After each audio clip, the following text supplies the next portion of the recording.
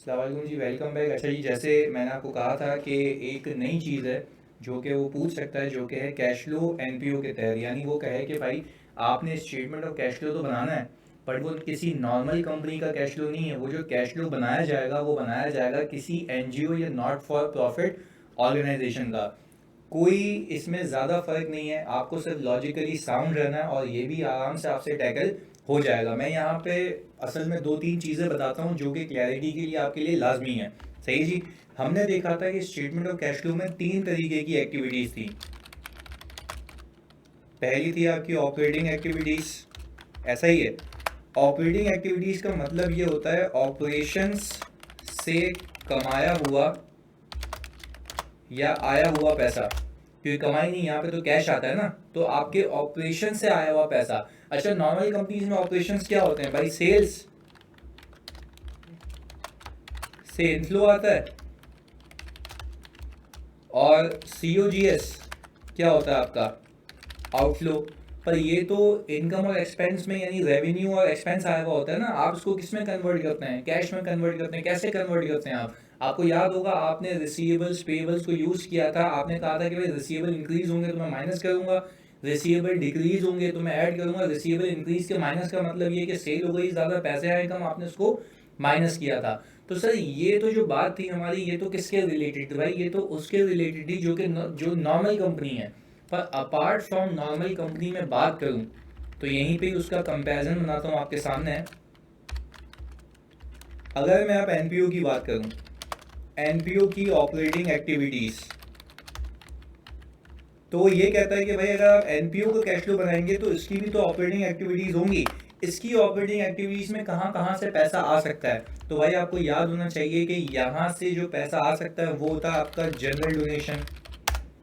याद आता है ना, जनरल फंड में जो पैसा गिरता है, तो जनरल फंड का जो पैसा होता है वो क्या भाई? आपके ऑपरेशंस का पैसा है। और वो एक और चीज़ कहता है कि इवन दो आपको रिस्ट्रिक्टेड फंड के लिए पैसे मिले, पर वो रिस्ट्रिक्टेड फंड के जो पैसे हैं वो जनरली आपके ऑपरेशंस के ही मानंद हैं, यानी उसी की तरह ही हैं। तो आप उसको भी, यानी रिस्ट्रिक्टेड फंड का पैसा मिला for use in purpose of operations, तो वो भी आप कौन सी एक्टिविटी में दिखाएंगे? सर ऑपरेटिंग एक्टिविटीज में दिखाएंगे। यानी सर देखें, अगर मैं कंपैरिजन करूं, दोनों तुम्हारे सामने है कि एनपीओ की ऑपरेटिंग एक्टिविटी में और नॉर्मल कंपनी की ऑपरेटिंग एक्टिविटीज में फ़र्क इतना है कि बिजनेस का वहाँ पे जो सेल्स और कॉस्ट ऑफ सेल्स होता है, मैं क्या करता हूँ आपको याद होगा, प्रॉफिट बिफोर टैक्स से शुरू करता हूँ। और प्रॉफिट बिफोर टैक्स में मैं एडजस्टमेंट्स पार करता हूँ, डेप्रिसिएशन की, नॉन कैश एक्सपेंसेस की, गेन और लॉस ऑन डिस्पोजल, ये सारी चीज़ें मैं पार कर के पहुंच जाता हूँ, आपको याद होगा, प्रॉफिट फ्रॉम ऑपरेशन पे। उस प्रॉफिट फ्रॉम ऑपरेशन को कन्वर्ट करता हूँ किसमें? कैश फ्रॉम ऑपरेशन में। यहाँ पे भी यही करना है, पर यहाँ पे बताना ये चाह रहा हूँ कि यहाँ पे जो प्रॉफिट फ्रॉम ऑपरेशन आएगा वो सिर्फ वो होगा जो जनरल फंड का होगा, या तो ऐसे रिस्ट्रिक्टेड फंड का पैसा होगा जो कि आप सब्सिक्वेंटली किस में यूज करोगे? जनरल फंड में। यानी आपके जो एनपीओ है उसके दो मकसद हैं। एक, आपको जो पैसा मिलता है अपने हिसाब से खर्च करते हो, एनपीओ का एक मकसद है। और किसी ने आपको पैसे दिए, लेट से भाई मैं इसकी दो एग्जांपल देता हूँ। मैंने कहा कि भाई एनपीओ तीन काम करता है, सही है जी। एक है जो लोगों को मेडिसिन सप्लाई करता है, जनरली उसका ये काम है, सही है। दूसरा ये है कि भाई जो नीडी स्टूडेंट्स होते हैं उनको पैसे देता है, सही है जी। और तीसरा काम ये है कि जो मतलब विडोज होती हैं उनको काम देता है ताकि वो अपने जो डेली डेली या रोज़मर्रा की चीज़ें हैं उसको वो केटर कर सकें। तो भाई अगर किसी ने आपको पैसे दिए हैं सिर्फ विडोज को सपोर्ट करने के लिए, तो मुझे आप एक बात बताओ, जब आप उनको सपोर्ट करने के लिए पैसे दे रहे हैं, वो भी तो जनरली ही एक आपका एक जनरली बिजनेस ही है ना, एनपीओ का। तो पहले तो वो गिरेगा कौन से फंड में? रिस्ट्रिक्टेड फंड में। पे जनरली वो यूज होगा तो जनरल फंड में ही ना, यानी होगा तो वहीं से यूज पर है तो आप ही का ऑपरेशन ना, बट उसको आपने नाम क्या दे दिया था? रिस्ट्रिक्टेड फंड, क्योंकि ये पैसे से वहीं यूज हो सकते हैं। यानी से कहने की बात ये कि मैंने आपके हाथ में पैसे रख दी, कुछ भी नहीं कहा, सीधा सीधा कहाँ गिर आएगा? जनरल फंड में। मैंने कहा कि भाई मैं पैसे दे रहा हूँ सिर्फ स्पेसिफिक मकसद के लिए, तो भाई फिर वो वहीं गिरेगा, पर जनरली वो आपके ऑपरेशंस का ही पार्ट है। आई होप ये दोनों में क्लैरिटी आपको आ गई होगी। अच्छा जी, फिर वो कहता ही है कि भाई इन्वेस्टिंग एक्टिविटीज में क्या फ़र्क है? इन्वेस्टिंग एक्टिविटीज़ में वही परचेज ऑफ पीपी, सही है। और आपने investments made, return on investments, यानी इन्वेस्टमेंट इनकम आती है। और सर यहाँ पे डिस्पोजल ऑफ पीपी के प्रोसीड्स। तो भाई वो कहता ये है कि यहाँ पे और यहाँ पे कोई फ़र्क नहीं है, क्योंकि क्या मैं अगर नॉर्मल कैश फ्लो बनाता हूँ नॉर्मल कंपनी का या एनपीओ का, तो क्या उसका पीपी का नाम चेंज हो जाएगा? नहीं सर, वो नाम सेम रहेगा, तो इन्वेस्टमेंट चेंज हो जाएंगे? नहीं होंगी भाई। मकसद सिर्फ ये है कि आपको खुद भी पता होना चाहिए कि भाई जो फ़र्क आएगा वो किस में आएगा, ऑपरेशंस में आएगा। वहाँ पे मेरे ऑपरेशंस कुछ और होते हैं, यहाँ पे मेरे ऑपरेशंस कुछ और होते हैं। बट मैं फिर कह दूँ, तरीका वही होगा, आपने प्रॉफिट बिफोर टैक्स से शुरू करना है, बट यहाँ पे नॉट फॉर प्रॉफिट ऑर्गेनाइजेशन में आप प्रॉफिट बिफोर टैक्स से शुरू नहीं करेंगे, पर आप सरप्लस से शुरू करेंगे, क्योंकि वही यहाँ पे प्रॉफिट बिफोर टैक्स का नाम क्या होता है? Surplus for the year.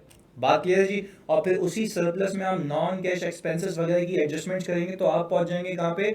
Profit from operations पे। बट वो profit from operation technically general fund का होगा, और वो उस रिस्ट्रिक्टेड फंड का होगा जो कि जनरली आपके बिजनेस का ही पार्ट है। ऐसा ही जी। अच्छा, फिर वो कहता ये है कि भाई आप आ जाएं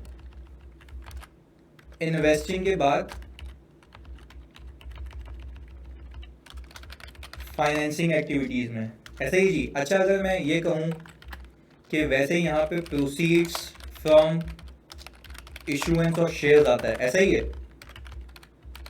पर सर मैं कहूँगा कि यहाँ पे ऐसा नहीं हो सकता, नॉट पॉसिबल। रीज़न बताओ क्यों? रीज़न ये है कि यहाँ पे कोई शेयर होल्डर नहीं होता ना, यहाँ पे कोई शेयर होल्डर नहीं होता, यहाँ पे जनरल आवाम का पैसा होता है। अच्छा जी। इसके बाद फिर मैंने कहा यहाँ पे डिविडेंड जो आप पे करते हैं वो क्या हो जाता है? लेस हो जाता है। भाई यहाँ पे कोई डिविडेंड नहीं होता, कि वरना तो ये मकसद ही मर जाएगा ना, क्योंकि टेक्निकली आप यहाँ पे जो कमाते हैं वो आप लोगों में डिस्ट्रीब्यूट नहीं कर सकते, वो उसी मकासद के लिए वापस से फंड्स में जमा हो जाता है। ऐसा ही है जी। अच्छा भाई, ये दोनों डिफरेंस तो मैंने बता दी है। फिर यहाँ पे आता है प्रोसीड्स फ्रॉम लोन। भाई अगर फॉर एग्जांपल किसी ऑर्गेनाइजेशन ने लोन लिया हुआ है, तो एंट्री क्या बनती है? Cash debit loan credit. हमने टी अकाउंट से बनाना सीखा था। तो मैं आपसे ये पूछता हूँ कि भाई जब प्रोसीड्स फ्रॉम लोन आएंगे तो वो आपके कैश के बैलेंस को क्या करेंगे? इंक्रीज कर देंगे। आप यहाँ पे सीधा सीधा उसको दिखा देना। अच्छा भाई, यहाँ पे भी प्रोसीड्स आ सकते हैं लोन के, अगर तो कोई एनजीओ ले रहा है किसी अच्छे मकसद के लिए, पर जनरली डोनेशन ही होता है, अगर आ गए तो आपने यहाँ पे टिकाना है। अच्छा जी। इसके बाद फिर वो कहता है यहाँ पे कुछ न्यू चीज़ें हैं, contribution for endowment and restricted fund. अब बात समझिएगा। देखें, जो आपको कंट्रीब्यूशन मिला था वो बगैर किसी कुछ कहे हुए, बगैर किसी रिस्ट्रिक्शन से मिलेगा, तो वो भी तो कंट्रीब्यूशन ही था ना। तो सर आप यहाँ पे वो क्यों नहीं लिख रहे भाई? वो तो फिर ऑपरेशंस में कवर्ड हो गया ना। ऊपर भी दिखाओगे नीचे भी दिखाओगे, कितनी बार हो जाएगा? 2 बार हो जाएगा। तो सर समझने की बात यह है कि टेक्निकली इस एनपीओ या एनजीओ के अंदर जो पैसे या फाइनेंस आता है वो लोगों के जरिए आता है, और वो लोग जो पैसे दे रहे हैं वो दो मद में दे रहे हैं, एक किसी कंडीशन के तहत, एक बगैर कंडीशन के तहत। अच्छा, तो मुझे बताओ, जो कंडीशन के तहत पैसे मिल रहे हैं आपको, तो आप ज़रा दिमाग लगाओ, तो वो तो रिस्ट्रिक्टेड फंड है ना। तो वो कहता ही है फाइनेंसिंग एक्टिविटी में अलग से दिखाना कि भाई आपने जो कंट्रीब्यूशन रिसीव किए इंडोमेंट फंड के नाम पे। आपको सर कुछ तो याद आ रहा होगा ना, इंडोमेंट फंड का मतलब क्या था? कि जिसकी इनकम यूज़ हो सकती है, जिसका प्रिंसिपल अमाउंट यूज़ नहीं हो सकता। तो आपको इस बात का ख्याल रखना है कि अगर आपको पैसे मिले हैं जनरल फंड के तहत तो वो तो प्रॉफिट में है, सही है जी। और आपको अगर पैसे मिले हैं रिस्ट्रिक्शन के तहत, और वो रिस्ट्रिक्शन ऐसी है जो कि वापस जनरल में, यानी आपके ऑपरेशंस का काम नहीं है, एडिशनल रिस्ट्रिक्शन है, तो वो यहाँ दिखाएंगे, आप वहाँ ऑपरेशंस में नहीं दिखाएंगे। अब ये एक पहेली है कि ये किस तरह करना है, वो मैंने सवाल बना दिया है। तो सवाल किस तरीके का बना है भाई? जो अभी आपको मैंने सवाल दिया था कराची यूथ क्लब का, जिसपे आप लहू बन गए थे कि सोल्यूशन दे दें, सोल्यूशन दे दें, मैंने उसी सवाल का पहले आपको एक बैलेंस शीट और पीएनएल इनकम एंड एक्सपेंडिचर का सोल्यूशन दे दिया। अब उसी सवाल को मैंने कैश फ्लो में कन्वर्ट किया, कैश फ्लो के सवाल में। तो हम देखेंगे कि क्या हम उस सवाल को जो मैंने कैश फ्लो में कन्वर्ट किया है उसी को अप्लाई करके हम देखेंगे उससे कैश फ्लो किस तरीके से बन सकता है। तो आए जी, बिस्मिल्लाह करते हैं। अच्छा जी सर, मैंने अभी आपको रिसेंटली कराची यूथ क्लब का एक सवाल दिया था, जिसमें मैंने आपको ये कहा था कि भाई आप उसका इनकम एंड एक्सपेंडिचर बना दें रिस्ट्रिक्टेड फंड के तहत, और statement of changes in net assets बना लें, और तीसरा काम आप ये करें कि आप क्लोजिंग बैलेंस शीट बना लें। तो सर मैंने क्या किया अभी ऑनवर्ड्स, मैंने किया ये कि जो सोल्यूशन आपको बनाने के लिए दिया था ना, जो मैंने आपको सोल्यूशन शेयर किया, अब आप पहले दिमाग लगाएं, मैं आपको बताता हूँ फ्रेमवर्क क्या चला रहा हूँ मैं। मैंने ये कहा कि आप ज़रा दिमाग लगाएं, जितने भी आपने कैश फ्लो के सवाल किए हैं उसमें आपको पीएनएल गिवन होता है, यानी profit and loss account, sale, COGS, ये सारी चीज़ें गिवन होती हैं, और बैलेंस शीट गिवन होती हैं 2 सालों की, करंट ईयर और लास्ट ईयर, ऐसा ही होता है ना। तो मुझे एक बात बताओ, मैंने यही किया, मैंने जो आपसे बैलेंस शीट बनवाई थी ना, मैंने उसी के सोल्यूशन को उठा के एक सवाल बना दिया।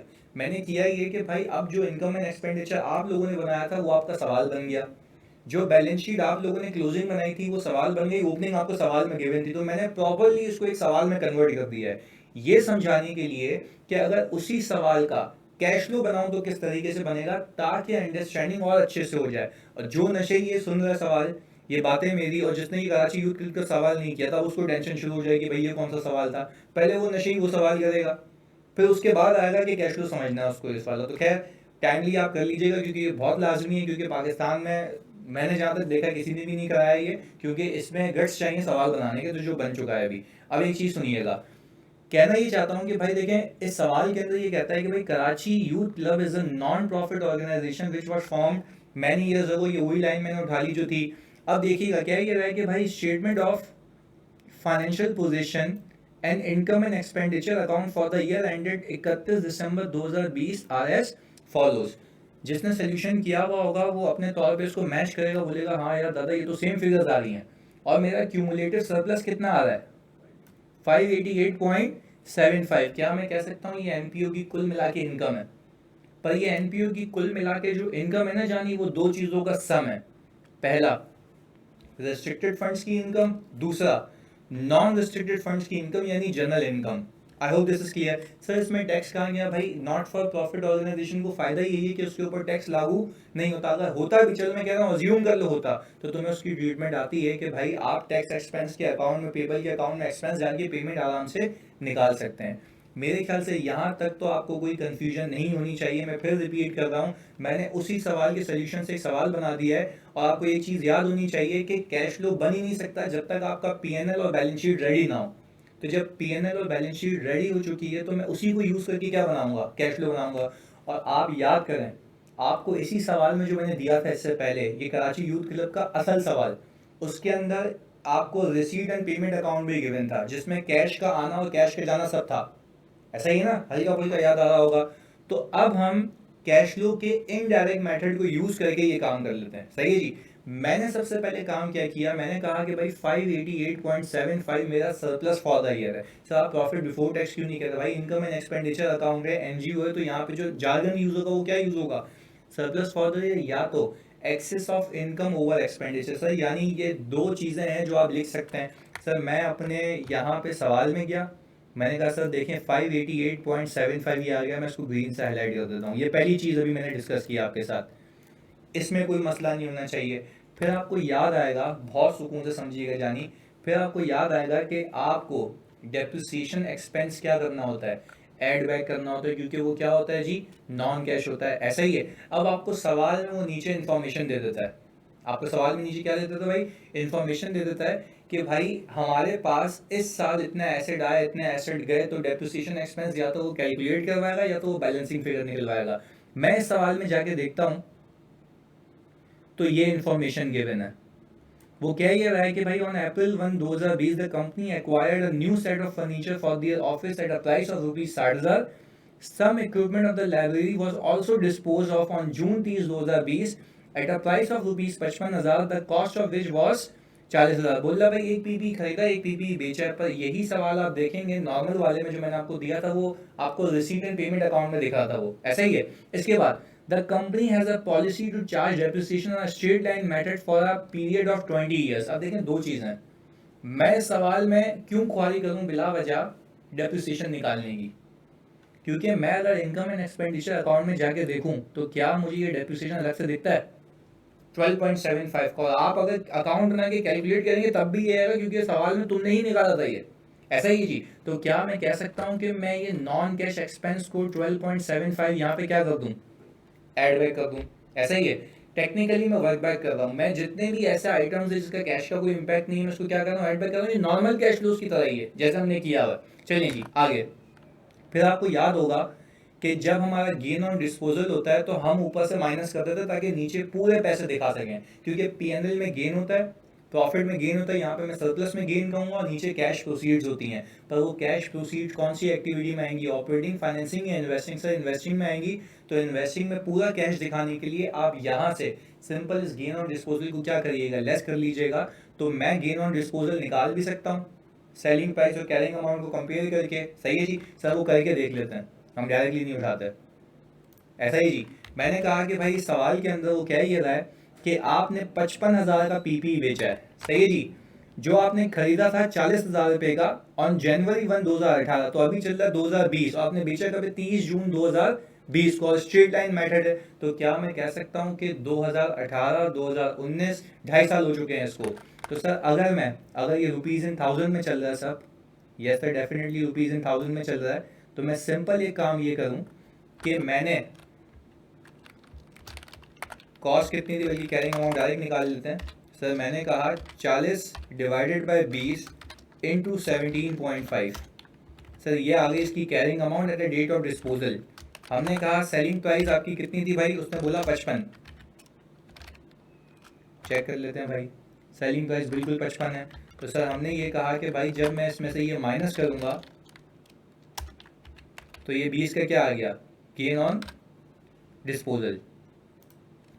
तो सर हमने ये गेन, अब हमें क्या करना भाई, इसको आपके सरप्लस में से एलिमिनेट करना है ताकि आप में आपका सरप्लस में जो इसका इम्पैक्ट है वो क्या हो जाए, ख़त्म हो जाए जी। इसके बाद सर मुझे एक चीज़ याद आती है कि जब मैं इन्वेस्टमेंट करता हूँ तो उसकी रिलेटेड इनकम आती है। हमने ये कहा सीखा है कि भाई इनकम का होना अलग बात और पैसे आना अलग बात। तो सर हम यहाँ पे एक टी अकाउंट बना लेते हैं, जो कि आपने ऑलरेडी इस कैश फ्लो के सवाल को करते हुए, यानी इस नॉर्मल एनपीओ के सवाल को करते हुए आपने बनाया होगा। तो हमने यहाँ पे लिख दिया सर इन्वेस्टमेंट इनकम रिसीवेबल, ये आ गया जी। साथ साथ फॉर्मेटिंग भी कर लेते हैं। ओके जी, ओपनिंग अगर मैं देखूं तो सर ओपनिंग मुझे बैलेंस शीट से मिलेगा, वो कितना आ रहा है जी, 48 आ गया। क्लोजिंग मुझे बैलेंस शीट से मिलेगा सर, वो आ रहा है 13। ऐसा ही है। अच्छा भाई अब मैं अगर देखूं मेरे पास सवाल में वो क्या ये रहा है कि भाई कैश रिसीव जो है 52,000 है। तो सर मैंने यहाँ पे कैश दिखा दिया 52 का। तो सर मेरी इनकम बैलेंसिंग फिगर आ सकती है। तो सर ये मैंने क्या किया, this plus this minus this. तो सर क्या ये 17 की बैलेंसिंग फिगर इनकम आ गई।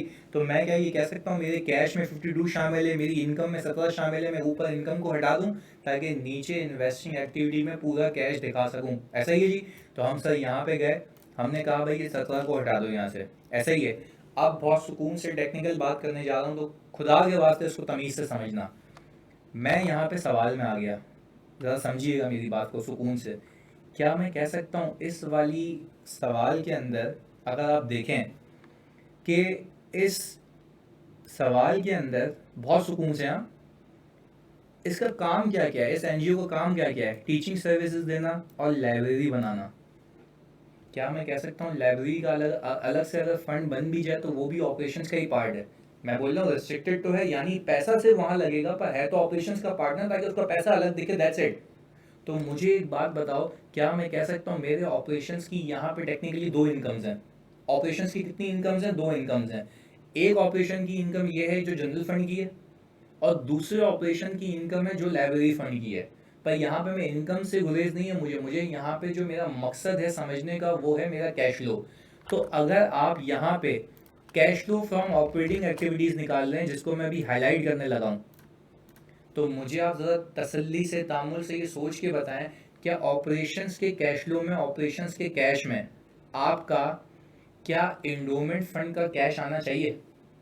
हाँ जी भाई बताओ, तुम लोग आना चाहिए एंडोमेंट फंड का? वापस से देखो, मैंने कहा आपने यहाँ पे जो सरप्लस उठाया है ये 3 फंड्स का है, इसके अंदर शामिल है। ऐसा ही है भाई, जब इसके अंदर पूरा पैसा शामिल है तो मैं क्या कह रहा हूँ कि मैं निकालने जा रहा हूँ ऑपरेशंस का कैश फ्लो।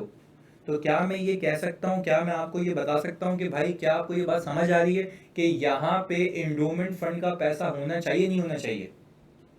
हाँ जी, मैंने अभी सिखाया था नहीं होना चाहिए। रीजन भी क्योंकि वो कहता है कि भाई endowment fund is not your operations, वो ऑपरेशन से हट के, तो उसके पैसे कहाँ आने चाहिए, फाइनेंसिंग एक्टिविटी में आने चाहिए भाई। क्योंकि तुमने रिस्ट्रिक्टेड फंड मेथड को यूज किया हुआ है, तो तुमने यहाँ पे टोटल इनकम ली हुई है। इस टोटल इनकम के अंदर वो पैसे भी होंगे जो तुम्हें किस नाम पे रिसीव हुए हैं, एंडोमेंट के नाम पे। सर यकीन नहीं आता, इस सवाल में देखे ये रहे 80 याद है कॉन्ट्रीब्यूशन, ऐसा ही है ना। तो मुझे आप एक बात बताएं, जब ये 80 मैंने तो ये सरप्लस उठाया ना, ये वाला सरप्लस 588, तो क्या 588 में क्या ये 80 भी शामिल है? मैं कह रहा हूँ अगर इसमें 80 को रहने दूंगा तो मैं कहूंगा मेरा ऑपरेशंस में से इतना कैश आया, जबकि ऑपरेशंस का कैश किन दो चीज़ों का सम है, इन दोनों का, दैट्स इट। तो मुझे एक बात बताओ, अगर मैं पूरी इनकम और एक्सपेंसेस का चंक देखूं कि नेट कैश ऑपरेशन से कितना आया, क्या उसके ऑपरेशंस के पैसे के अंदर एंडोमेंट फंड का पैसा रहने दूं या हटा दूं? सर मैंने यहाँ से हटा दिया, ये सिर्फ इसलिए एडजस्टमेंट पार्क की है ताकि to be added in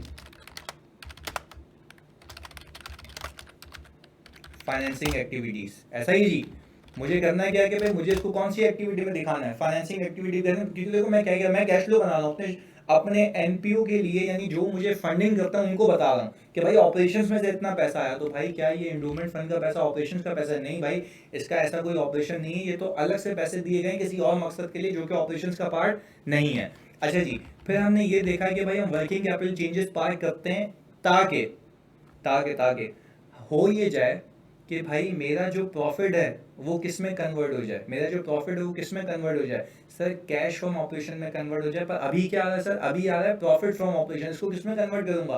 cash from operation. आप जरा एक गेम खेल लेते हैं ताकि आपको एक बात समझ आए, बहुत सुकून से समझिएगा, सिर्फ समझाने की हद तक कह रहा हूँ आपको। 587, तुम लोग ना कैलकुलेटर निकालो, 588.75 टोटल इनकम थी मेरी, 588.75, इसे समझाने के लिए कह रहा हूँ क्योंकि कोई बताएगा नहीं। और ये मेरी है टोटल इनकम ऑफ एनपीओ, ऐसा ही है। इसमें से मेरी जो भी इंडोमेंट फंड की इनकम है मैं क्या करूँ, वो हटा दूँ।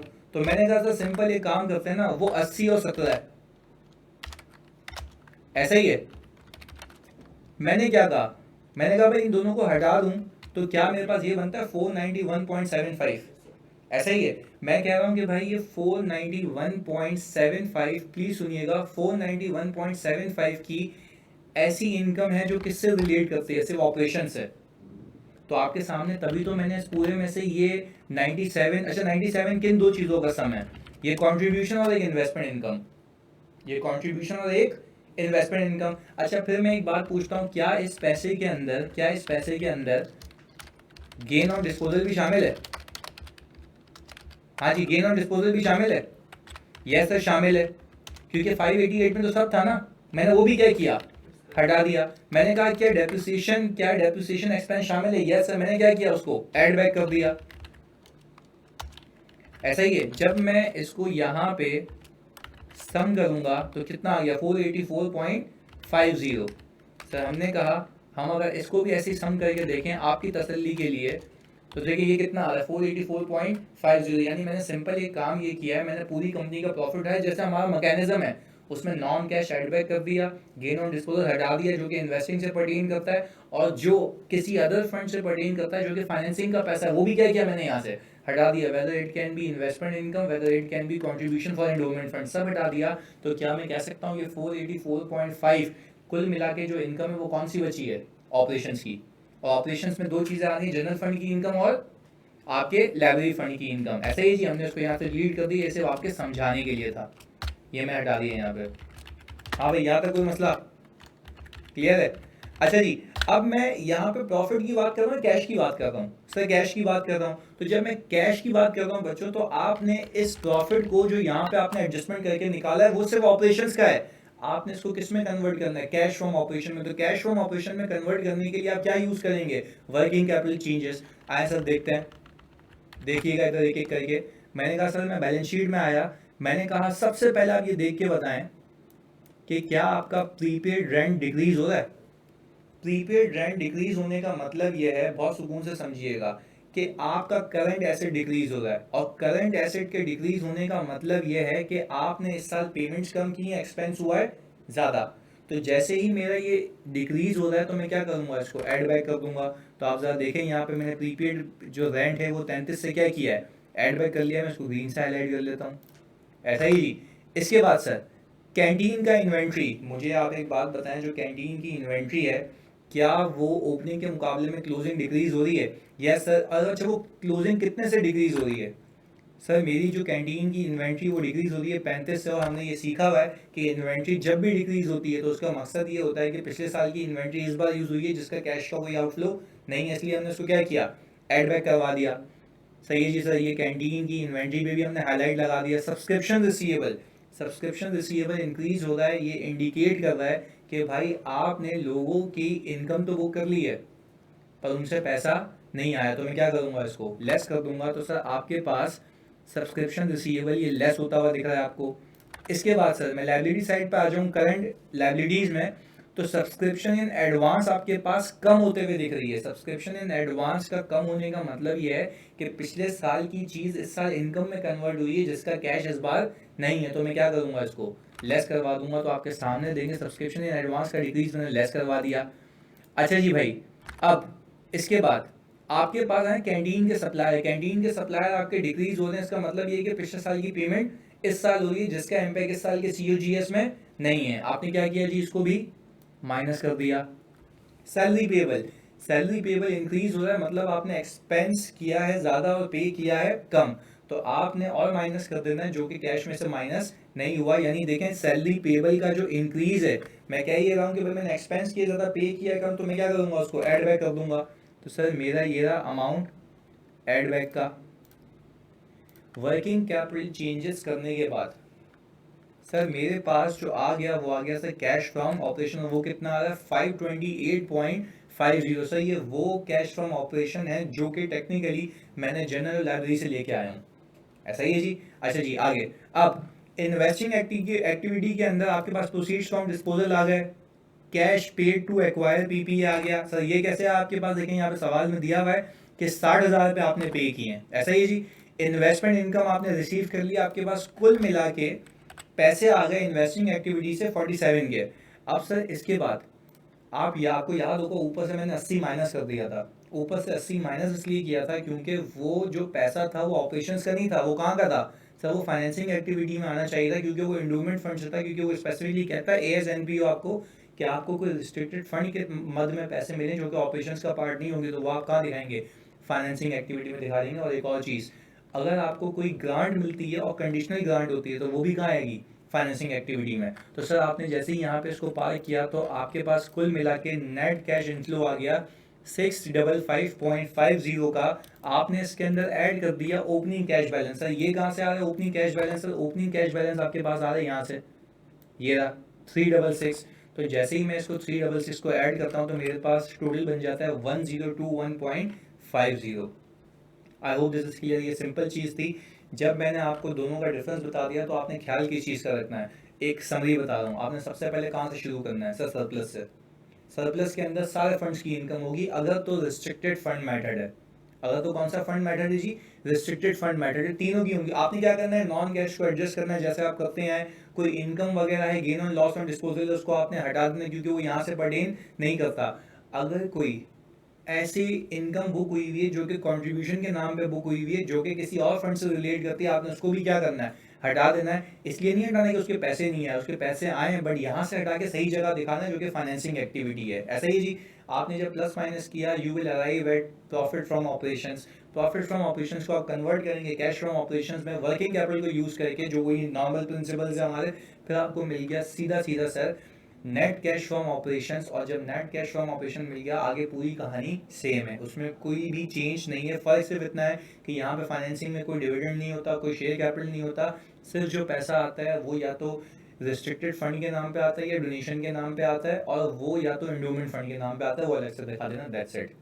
और इसके बाद आपको मैं ये कहूँगा कि एक सवाल दे रहा हूँ जिसमें आपने 3 काम करने हैं। पहला बैलेंस शीट बनाओगे, दूसरा P&L बनाओगे, और इन दोनों के बाद उसी का कैश फ्लो बनाओगे ताकि हाथ साफ हो जाए। क्लियर है जी, जज़ाकल्लाह।